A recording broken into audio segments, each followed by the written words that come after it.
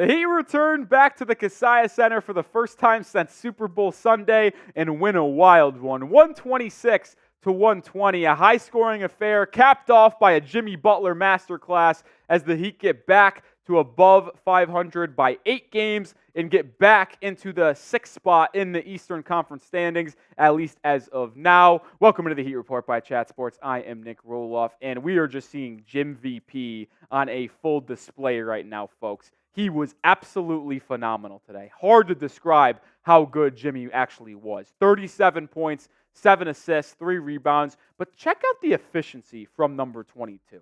3 of 3 from beyond the arc, all 3 of them coming from the corners, which he just is a corner maestro when it comes to the 3 ball. You even go back to the playoff run last season and you look at all the threes he made, majority of them were coming from the corner. That's where he likes to do his work late in the shot clock when he has to fire up a shot from deep. But he was able to get to the rim with such, let's say this, at a effort that did not seem like it was being used. He could get to the rim. And that's one problem the Jazz had is they were without Walker Kessler, that they just have no rim protection. Like Lauri Markkanen and John Collins being your 2 big guys inside, that is not very advantageous to deter people away from finishing at your own rim. And the Heat recognized that. Jimmy Butler got to the rim, got to the free throw line 11 times, made 10 of them. We'll talk about Bam Adebayo's game as well in just a second, but he had a fantastic game at the rim. When an opposing team doesn't have a good shot blocker inside, the Heat are really good at fishing out those matchups, getting to the free throw line and finishing. And it's like verbal meme right now, right, with Jimmy Butler. Everyone knows the picture I'm going to reference here. Everyone does. Everyone does.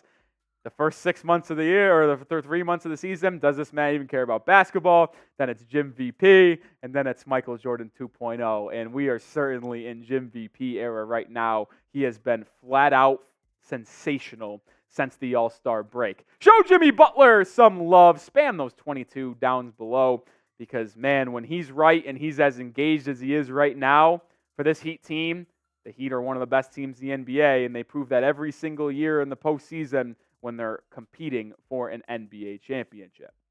I think we also should talk about Bam Adebayo because he was very good for your Miami Heat as well. 23 points, 7 boards, 3 assists. We did have an injury scare in the middle of that third quarter. He left the game after a collision with Taylor Hendricks. He was limping to the locker room. You wonder if that collision re-injured his hip, which he's been dealing with a hip injury for most of the season, if we're going to be honest. I thought maybe they banged heads and he was having like a concussion symptoms, but he did return to the ball game, and it's a damn good thing he did because at the beginning of the fourth quarter, he kept and took control for this Heat team. Jimmy Butler takes his augmented rest for the first 5 minutes of the final period. Bam stepped up in a big way, just absolutely dominated Lauri Markkanen inside. The thing that I like about what Adebayo did as well tonight, which he was not doing this often when the Heat were playing bad ball. When they were losing games left and right, that 7-game losing streak, I felt as Bam was settling for too many mid-range jump shots in the 12 to 15-foot range. And listen, you have upgraded your game. You have evolved. We understand that you've got a better jump shot and you've got a smooth stroke from that mid-range. But you were taking those shots too frequently. That usage percentage of the mid-range was way too high. And what I feel like Bam has done really, really well in the past 2 weeks, in the first week before the All-Star break and the games after the All-Star break, is instead of shimmy, shake, fade away from 12-15, he has done better job of getting 2 feet in the paint. He gets the ball on the elbow, the block, the wing, at that 15-foot range. He's isolating on his man, whether it be Lauri, John Collins, whoever is the opponent defending him. Jab step, and then he uses that quick burst that he has for a big man that is not normal, gets a half a step, gets into the painted area, and will do one of 2 things. He will stop, pump fake, and then go right into that little fadeaway, or he'll give you a little nudge, which is very subtle, not enough to call a push-off, because he doesn't extend. He just uses his shoulder for a little nudge into a little left hook or a right hook. He has done a much better job of getting to the rim when he gets the ball in isolation settings to give him easier shots to make. No more 15-foot fadeaways at the elbow. We're doing none of that anymore. Like what Bam has shown, the ability to get to the rim and get to that 8-foot range, that 5 to 8-foot range in the middle of the floor.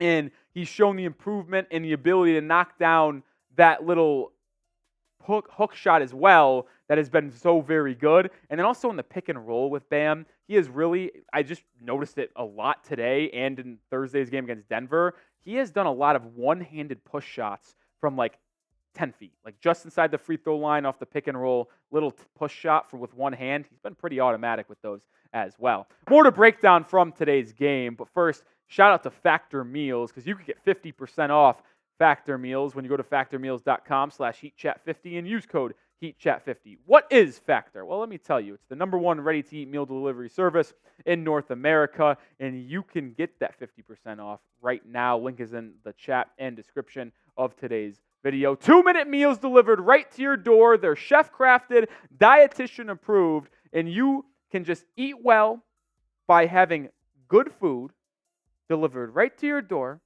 And it only takes 2 minutes to heat and eat. Plus, there's no prepping, no cleaning up. Like, what else can you ask for around here? And the meals are absolutely delicious because they are chef-crafted. They ain't no frozen garbage, let me tell you that. I have used them for a very long time, and it's helped me stay on top of my fitness goals while not losing any taste buds because the meals taste like dog. They are really, really good. So take advantage today. Go to the description. Go to the comments of today's video. Use HeatChat50 at factormeals.com/HeatChat50. Like I said, take advantage today because I don't know how long this deal will be out there, but you should absolutely take advantage. I'd be remiss if I did not talk about Caleb Martin today. And the raw stats that you see on screen are very nice. They're very good. But I think his impact on today's game goes well beyond the stats you see right here. Sure, if you're getting 4 threes on 6 attempts from Caleb Martin, that's not going to happen often, and you're going to take that and run every single time. He was great from beyond the arc today. Also got to the free throw line 4 or 5 times. Caleb was great.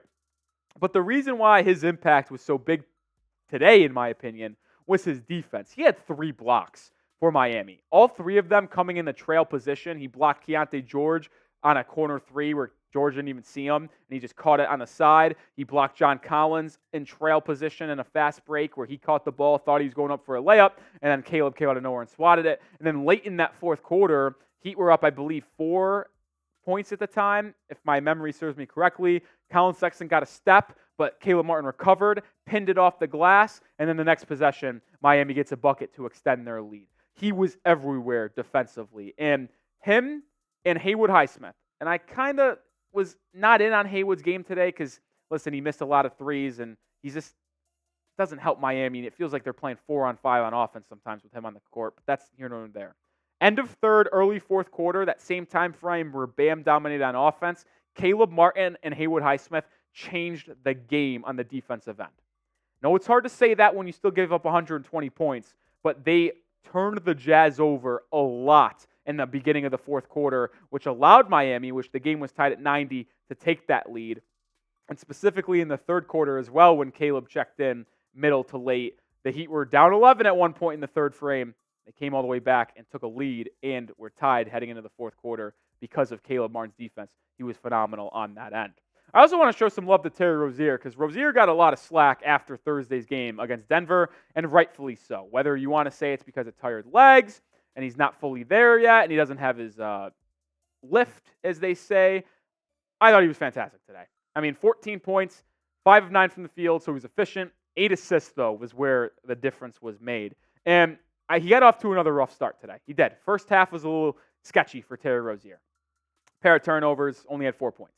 But in that third quarter, when Bam left the game for that 8-minute period, and it was just Jimmy and Rozier facing an 11-point deficit, those two turned this game around by playing a lot as a two-man group, and I'd love to see them have that two-man lineup and rotation more often because Jimmy and Rozier were running the pick and roll, and Rozier was doing an excellent job of reading the defense, knowing when it was time to get his shot as he made a corner 3, got a layup, got a steal and a layup in transition, got to the rim, got to the free throw line, but he also found Jimmy Butler, I believe, for 2 or 3 shots inside, whether it be a deep inside bounce pass where Butler had position, or Rozier attacks the rim, putting pressure on that rim, drawing a crowd, drop off to Butler for an easy layup. I thought Terry did an excellent job of attacking the rim today, setting up for his teammates. And I know we've been frustrated with Terry at times for not being that 20-point-per-game scorer while shooting 44% from the field and 36% from three like he was in Charlotte. I'm not asking you to score 20. But if you could do this on a nightly basis with Butler playing as well as he is, Bam, and then Tyler returning, that's all I need out of you. 6+ assists a night for Terry while shooting 50% from the field and giving me 14, 15 a night. That's all I ask. That's all I want. And that's all Pat Riley wanted as well when he made the trade for Terry Rozier. Last point I want to make before heading out of here today, Nikola Jovic. It's the last thing I want to talk about. I don't know what Eric Spoelstra has against Nikola Jovic. I get he's young. It's only his second year. He's very inexperienced. But you can't tell me that by watching the games, Jovic should not be playing more. He played 19 minutes today. He played the entire third quarter. Only 7 first-half minutes, though? Like, why was Haywood Highsmith getting 11 first-half minutes and Nikola Jovic was only getting 7? Jovic opened the game knocking down 2 threes. He had 6 points in that first 7-minute stretch, and he was 2 for 3 from beyond the arc. Finished with 8 points, 4 assists, 3 rebounds on 3 of 6 shooting. But, I just think Jovic brings a different style to this Heat offense. And I honestly thought his defense wasn't that bad either. When you have him and Bam together, you've got 6'10 Bam and a 6'11 Nikola Jovic. So you have 2 guys that can get inside, use their height and wingspan to get rebounds and also deter some people from finishing at the rim. But you also get the spacing of a really good and above-average shooter that Nikola Jovic brings.